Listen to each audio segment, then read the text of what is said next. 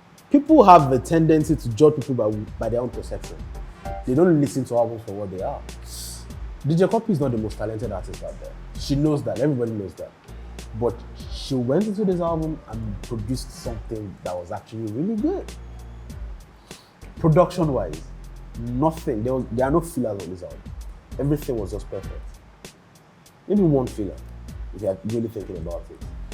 The way they delivered some of these songs and the songwriters that she used for some of those songs, it was obvious that she took her time to produce this album. We had an interview with her and she was saying she had to be really sure to produce it. She had to be really sure it was the right album and it was the right time. And she took it and she produced it. Quality album. You should listen to it with an open mind. At number 5, Adekunle Gold, Afro-pop Volume 1. People are just not ready for Adekunle Gold as an Afro-pop artist. That's the problem. If you listen to this album, what I'm just going to say on this album is, I'm going to say, Nigerian music in 3 years, we'll have this conversation again. Let's see what it sounds like. It's going to sound very experimental. It's going to sound very retro. It's going to sound like Afro-pop. The overall not even arrangement, the overall formation of the sound is going to be very, very avant-garde and very, very, very, very scattered and very, very experimental. Electronic music will influence a significant part of the next phase of Afro-pop, and we need to watch out for that. That's what Adekunle Gold did there.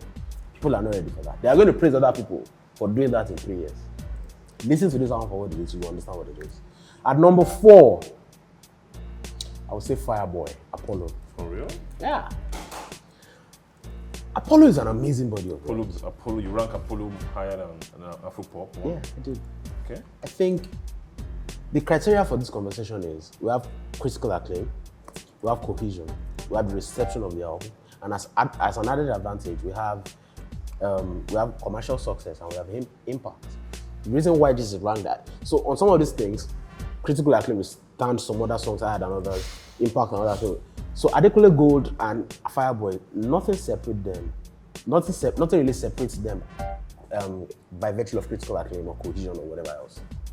But impact-wise and by commercial success, Fireboy's album was received by people. Was better received by people. Let's just say that. I don't understand. That's better reception. Afro-pop has like 3 singles right now. Yeah. You know, something different. It has something different. That HBB. And has Okay, it's not popping. Okay, it's not popping. Yes. You know, so. But at the same time, it's Fireboy. Fireboy is the king of numbers in his generation. Okay. His last album, Laughter, Tears and Goosebumps, hadn't peaked numbers-wise. It hadn't even stopped growing. Already, as of July this year, it was already the most streamed Nigerian album of 2020. That's Laughter, Tears and Goosebumps. We did an analytics some weeks ago where we broke down the most streamed Nigerian album, the top 4. So 4 albums, we picked 4 albums from this. We picked Adekunle Gold's album, we picked Fireboy's album, we picked Tiwa Savage's album, we picked Plateau Rankings albums. It was obvious that Fireboy's album trumped all of them, numbers-wise. And we analyzed them based on Audiomack, YouTube, and Boomplay numbers. That's what Nigerians used to stream music, mostly. The numbers were out of it. And those were just first week numbers. People didn't even really talk about Adekunle Gold's music album at all, except people that really understood music. So those people sort of became evangelists that pushed the narrative out there. So that's why Fireboy's album, Apollo, is going to be about Adekunle Gold's album on this list. At number 3, we're going to go with Cavemen. Number 3. Okay. We're going to go with Cavemen, Roots. There's something about these boys and the way they're moving. I can see these boys doing something really, really special. I don't even think they realize it yet.